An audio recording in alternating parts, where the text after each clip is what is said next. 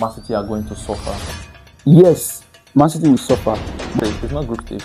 It's league phase. The league. More signing can still come in by January. But you are broke. Who told you we are broke? The 2026-2027 Premier League kicks off on Friday, and Arsenal will be taking on Coventry. Today we are going to be talking about the Premier League, some of the exciting things we should expect, and some of the transfers. We are going to rate some of the transfers, and I'm here with Mr. Richard, CEO Shadi Empire. You are welcome. Thank you very much. So you are a Manchester United fan, right? Born and bred. So we have to start with Manchester United. Fair enough. As it stands right now, are you happy with the transfers you guys have done so far? Telemans and Santos, with Beleba coming on very soon. I wouldn't say I'm sad, but I'm not 100% happy because we the fans expected more. Like towards the end of last season, we were linked with players like the likes of Bruno Guimaraes, Tonali, Elliot Anderson, and seeing us losing all our targets to our rivals is quite disappointing. You understand? I didn't see the signing of Andre Santos coming. I saw the Baleba one coming, which I expected because we actually wanted him the previous season. But signing an injury-prone Telemans is really not fair to the fans. But what can we do at this point? So I just have to manage. So I will just rate that the transfer like 60 over 100. So as a Manchester United fan, do you believe or do you feel like your team will suffer with the low squad depth going to this 2026-2027 season? Yeah, because you are going to play multiple games, Champions League, FA Cup, Carabao Cup, and the Premier League. Yeah, we are really going to suffer. I just hope. So we are just hoping for the best.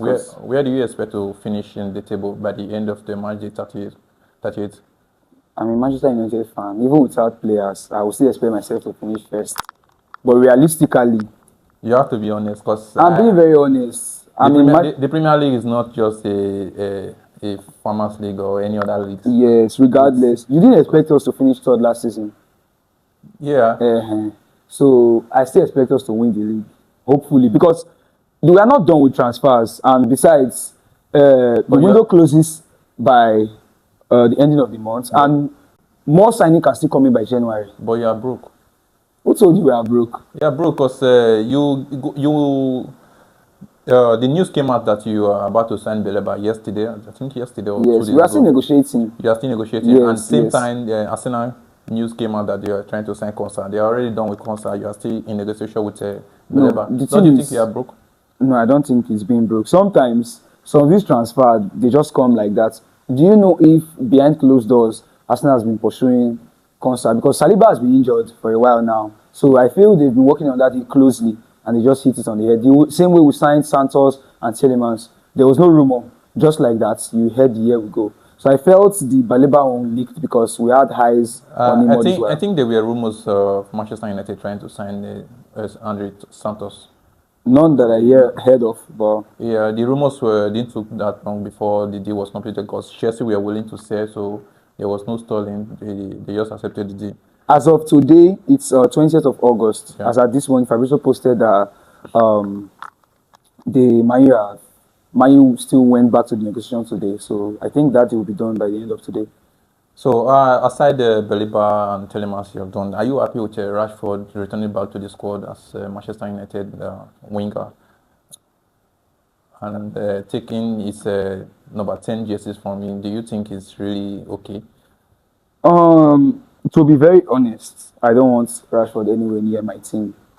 But he did well with Barcelona. Right? Yes, he did very well. See, there are some exes that you shouldn't go back to. Right now, because they renovated your primary school, doesn't mean you will go back to primary school. Oh, yes. I think Rashford is that kind of player that we should just wish well and should just go.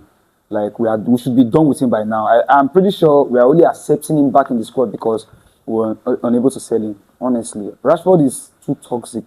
And I don't want issues coming back to our dressing room. And I watched his first preseason game and man, same old Rashford. I'm being very honest.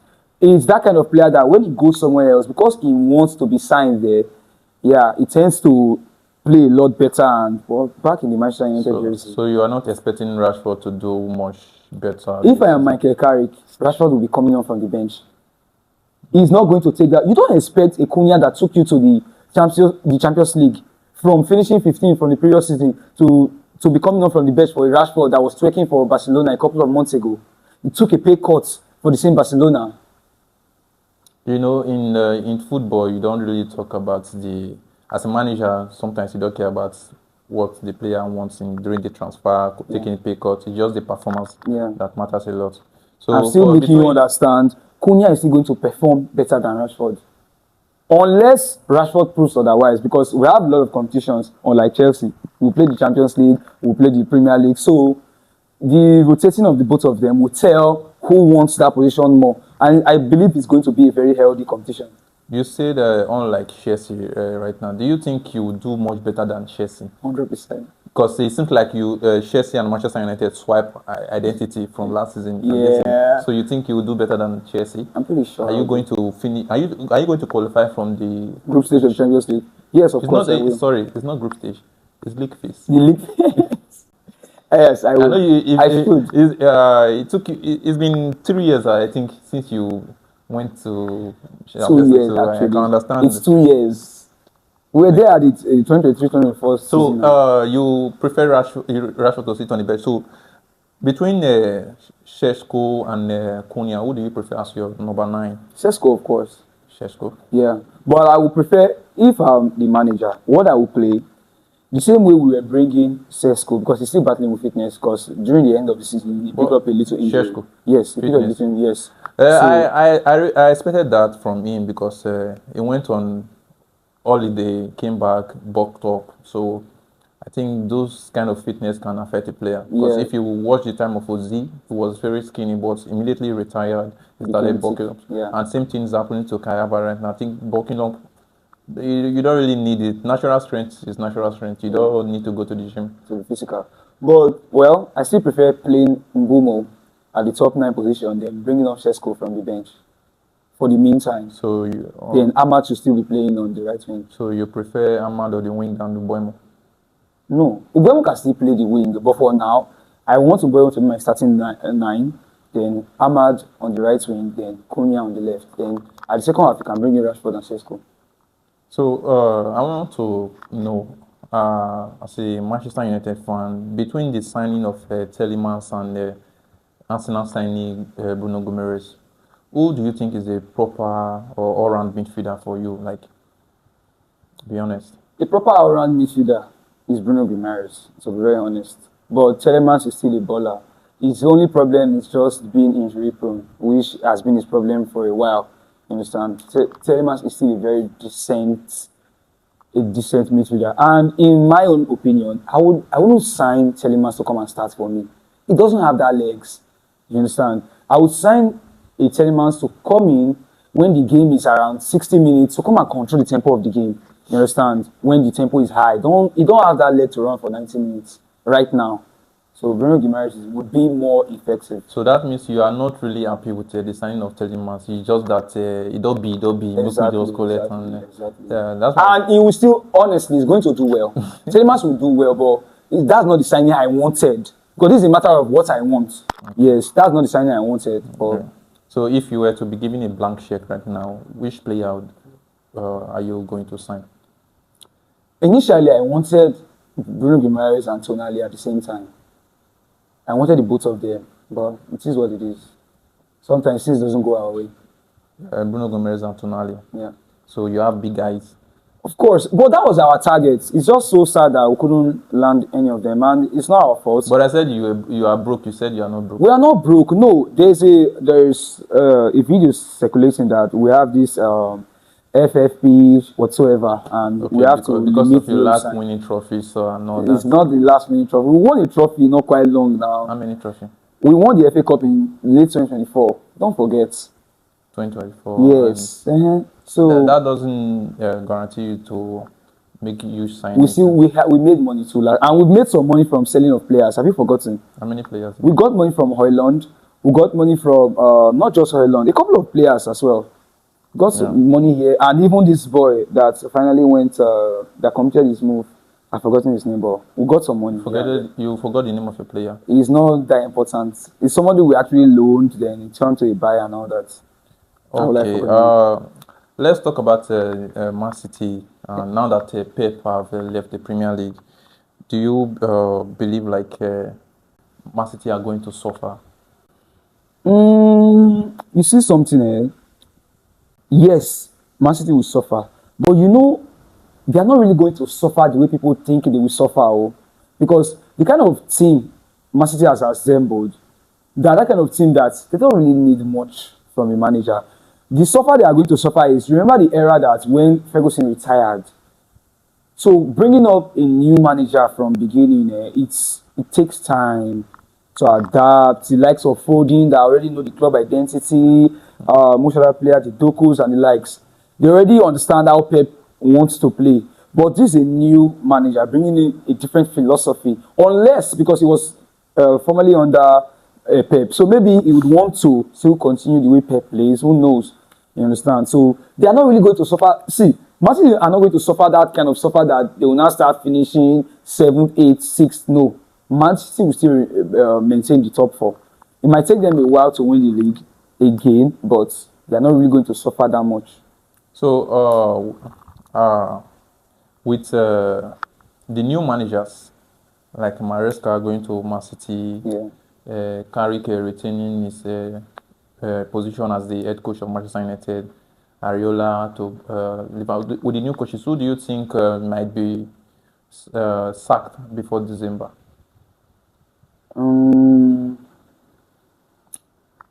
I don't see a manager being sacked before December. But in all these managers, who I think is going to get fired first might be Maresca. Because Man City has gone past that stage where they will be patient with a manager.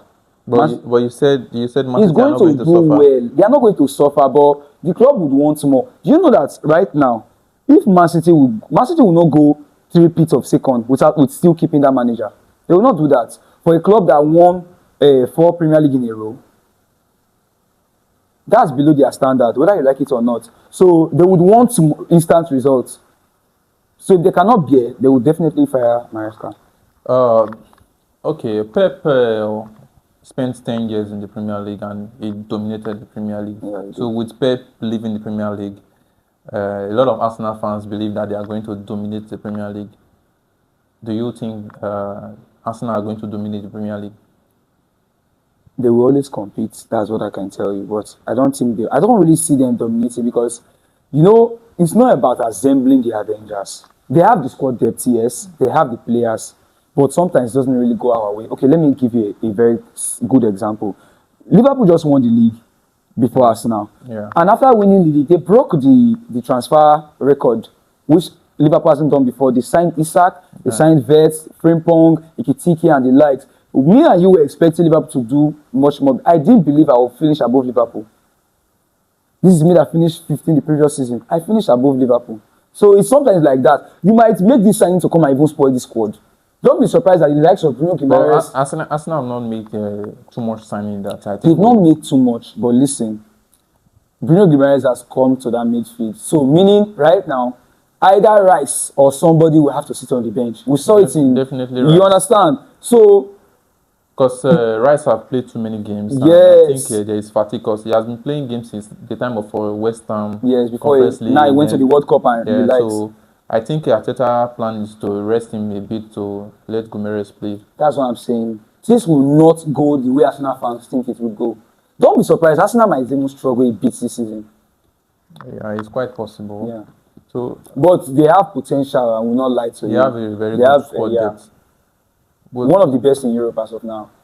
I still wonder how you are going to compete in the Premier League with your low squad depth, honestly, because you don't even have any position like 3 players in same position.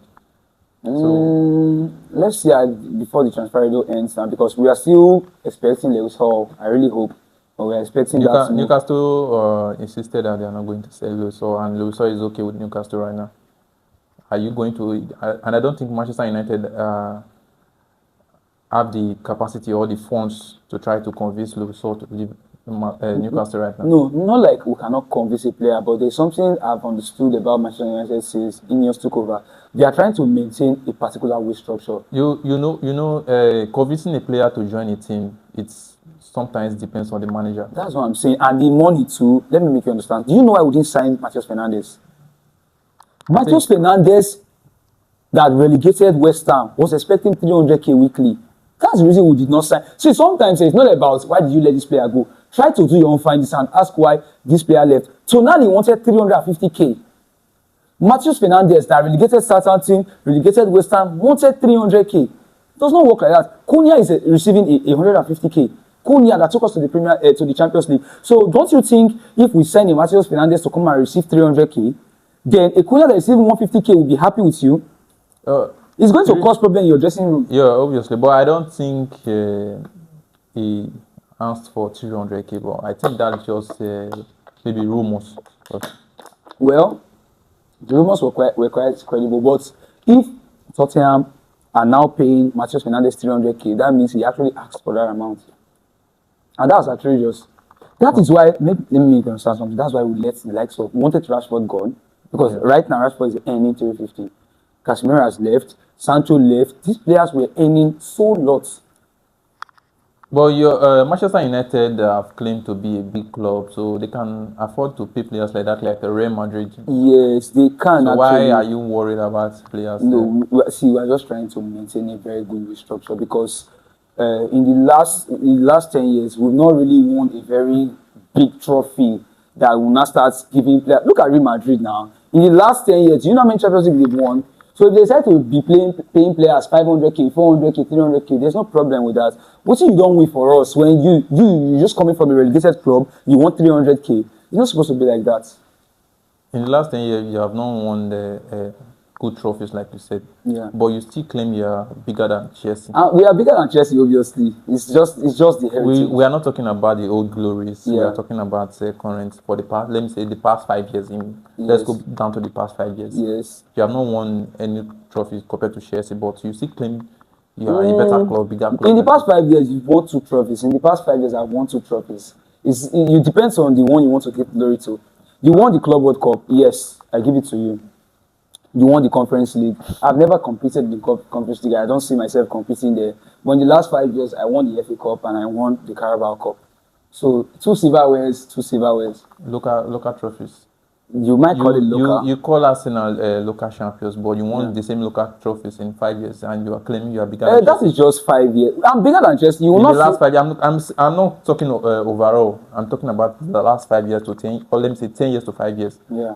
The thing is, 5 years is not enough to determine who's bigger. No, I'm just. If we do it like that, then Crystal Palace is a bigger club than Chelsea. How? In the last 5 years? Yes. Crystal Palace won the Europa League, if I'm not mistaken. Which Europa? I mean, they won the Conference League. No, which trophy did Crystal Palace win? Conference League. No, there's a Premier League club that won the Community Shield. That's in the past 3 years. Past 5 years. When was the last time you won a trophy? I don't need to remind you now.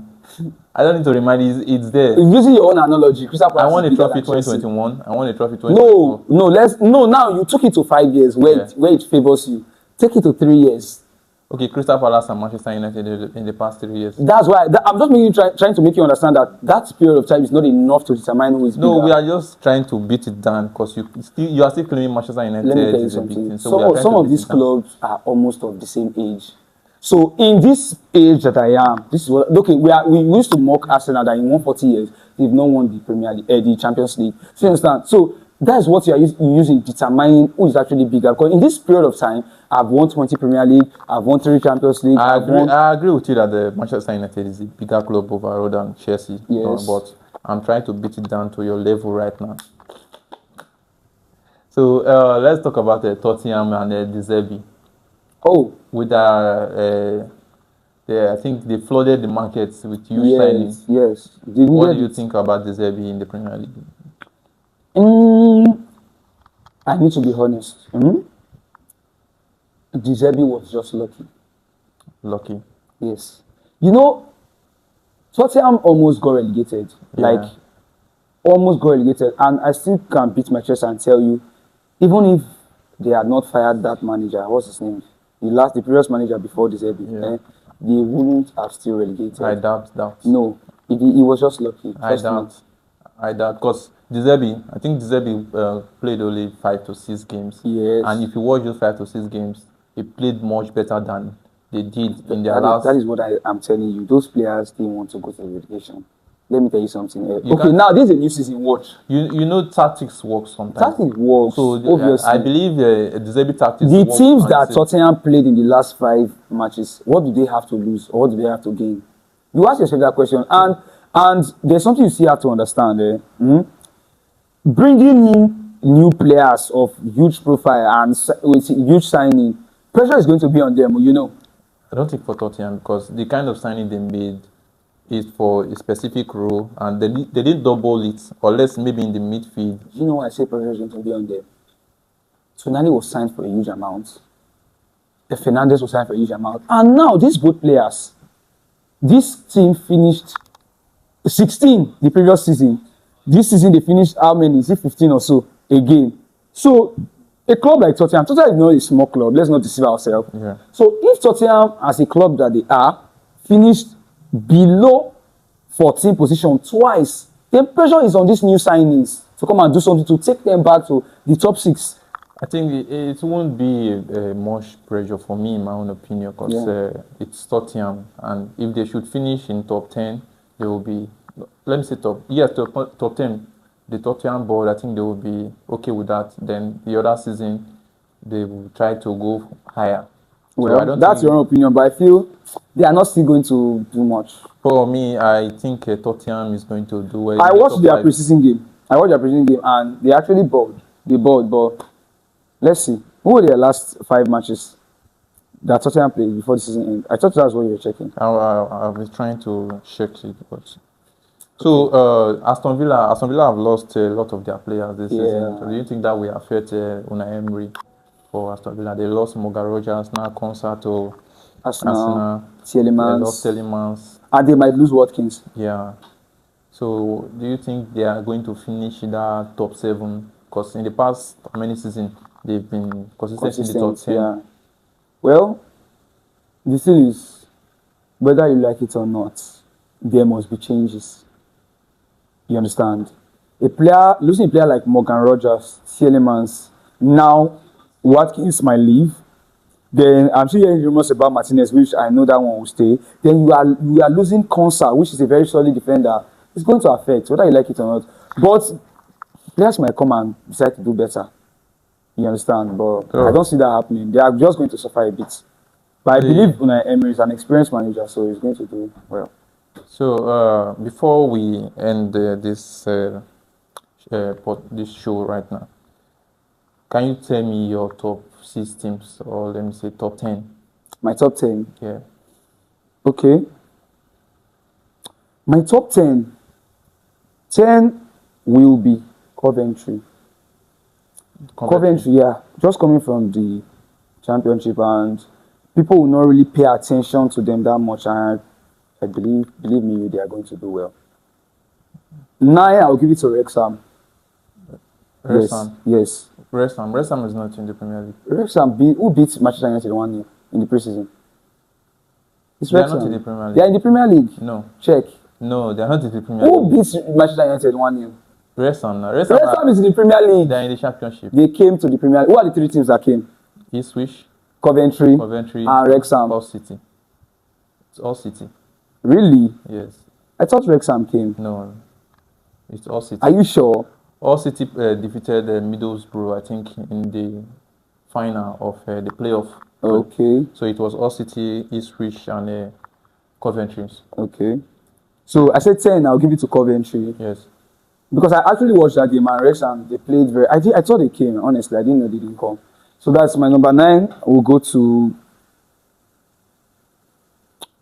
My number 9 will go to...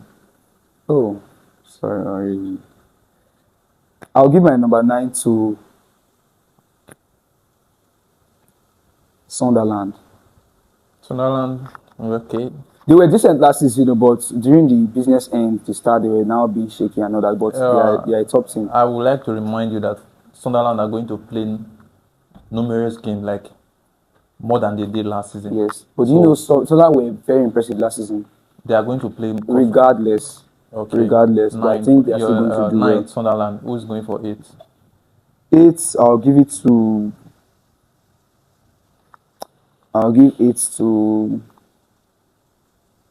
Ipswich. These are teams that are coming for relegation. Do you expect them not to do well? Let me tell you something. During the past 4 to 5 seasons coming, there's been a pattern. Most of the teams that come from the championship, they do go back. So I think these players, these 3 clubs that came, they are actually aware of what's going on in the Premier League. So they will want to fight and stay. No, in my own opinion, Yes. I don't think they are going to make that top 10. In my own opinion, That's your own opinion. Your top 7. 7, I'll give it to Aston Villa. Losing a lot of players, I don't really see them in that top, that very top. Unless they bring in good, because they've not been doing much in the transfer window. Yeah. I don't know, they've not really been doing much. And the transfer window is almost over. So 6th, I will give it to Tottenham. Okay. I think they will stay up. They will just maintain that 6th. Okay. Then the 5th team will be Chelsea. Chelsea playing just 1 match weekly. I don't know. And with the signings they made, they are supposed to at least try and do well. 4th will be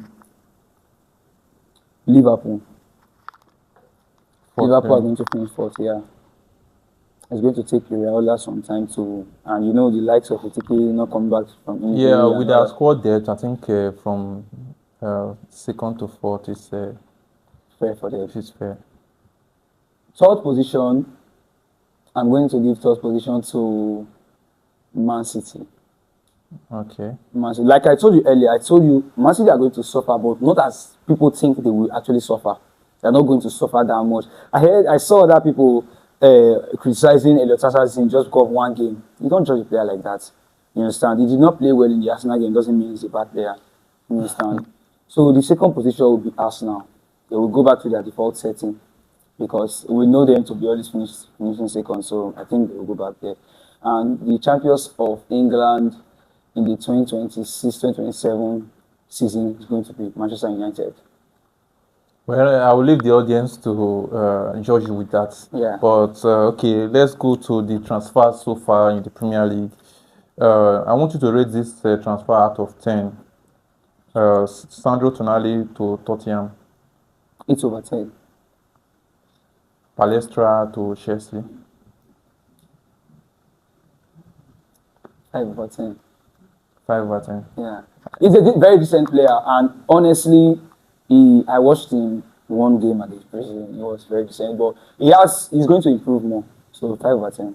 I will compare Palestra to Dalot. If you have watched him in the preseason, I know it's preseason, but compare him to Dalot. Yes. If you should rate what Dalot will do this season from out of 10, what do you think? Dalot will still outperform him. You know why? Dalot has been consistent, not very consistent. Dalot will just give you your regular 6/10. I prefer someone that will just give me 6 or 7/10 every game than somebody I will just assume that I just score trying now. If you just they watch you. So I just prefer continue giving me my normal 6 or 7/10. I'm okay with that. So you return him to Manchester United. 6/10. Lacroix to Chelsea. 5. Okay, the Crystal Palace defender. Yeah. 7/10. Because Chelsea actually needed a centre back. Elliot Anderson to Man City. Yeah. 7/10. Santos to Manchester United. I'll give Santos a 7/10 because I didn't really expect Santos to ball this way. So 7/10 is fair for Santos. Rodgers to Chelsea. I'll give Rodgers an 8/10. Chelsea actually need a player profile of Rodgers. It's not about the club needing that profile. You're just thinking of how they are going to perform in that club. Rodgers is going to perform. Playing 1 game a week, so Araujo to Liverpool. 4/10. You watched him, Washa? I watched the preseason game. The same way I will not judge. That's why. Yes, the same way I will not judge Elliot Anderson because of that one poor performance. I will not start judging Araujo for 1 decent performance. You understand? It's a 4/10. Araujo is not that bad. He makes too many mistakes. It's just that he makes so many mistakes and that cost Barcelona. So that's if you let a player like Konate go, you are supposed to replace him with someone way better. Then look at who you are replacing So him with. you don't think Araujo is a better defender than Konate? Not. He's not a better player than Konate, in my own opinion. So Paul Van Eka to Tottenham. The one from Brighton. I know. Dutch. 5/10. Paul Van Eka Yes. to Tottenham. Yes, he's an average player now. He's not really a very, very top player. Compared to the defenders they had, I think Danso and Romero have left. Romero just left. So you want to tell me that guy is better than Romero? Oh, I would have loved my club to sign Romero. yeah, Romero is a good defender. So you not compare the both of them now. No, I just with the kind of performance he put on in the World Cup and also for Brighton for the past season, I think 5/10 is really unfair. Well, So, but it's your own opinion. I will leave Yeah. the audience to judge. Yeah. Senesi to Tottenham from Bournemouth. You see, Tottenham, man. Do you know when you just want to Tottenham just tried to prove two things in this transfer. First of all, what they were proving is, let's make our fans understand that we don't want to finish the way we finished 2 seasons ago, in a row. So let's just make some mad sign. I'm not even sure Tottenham actually scouted their players. They just look like, oh, man, they go for Tonali, collect some. Man, they go for this player. You understand?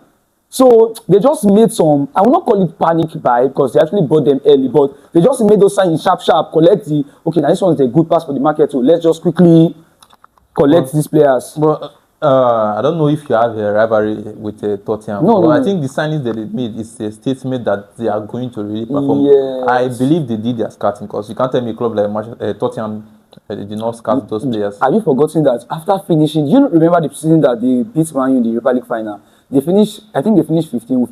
We finished 15, they finished 16. That season they signed Kudus, they made a lot of signings too like this, so don't forget to. For me, it's compared to the manager. Regardless, manager still contributes. Yes, but I want to know. I'm just trying to take you out of that signing part. Look at Liverpool now. Look at the players they signed now, which we thought they would be an upgrade, but then they ended up downgrading. So I'm not really too concerned about the signings they made. Okay, Welbeck to Chelsea.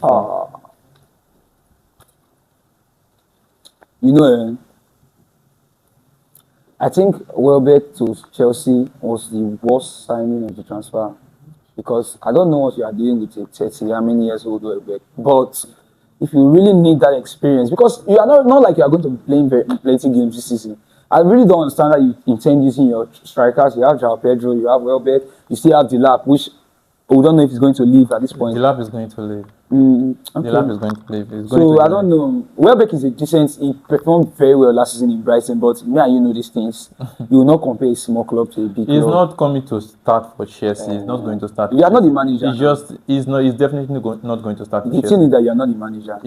For me, he's the backup striker, Yes, and they brought him for being a leader in the team. So I don't think it's going to be a starter. But I will give that transfer 4/10 because it's not what you need. You don't need a player like. Are you the manager, like you just said? For me, as a Chelsea fan, I believe we need someone like that, a leader like that, a Premier League proven striker, can come off the bench to change the games for low block teams, or like teams that want to play like Manchester United. Okay. So, 4/10. this Arsenal new signing, Zolis to Arsenal. 8/10. That boy is solid. I think they gave him a nickname. Kritolis Tozo. I'll give you 8/10. The boy is really, really good. So Bruno Gomes to Arsenal. 8/10. Then I want you to Coventry. Playing time, he needs playing time. So my Nigerian brother, I'll give him a 6/10. It's a downgrade to his career, so let's just. But yes, it's for playing time, obviously. And I believe in him. I think he will do much better. He's going to play more. He's going to play more. Even if Coventry should relegate, he's going to go to a bigger team.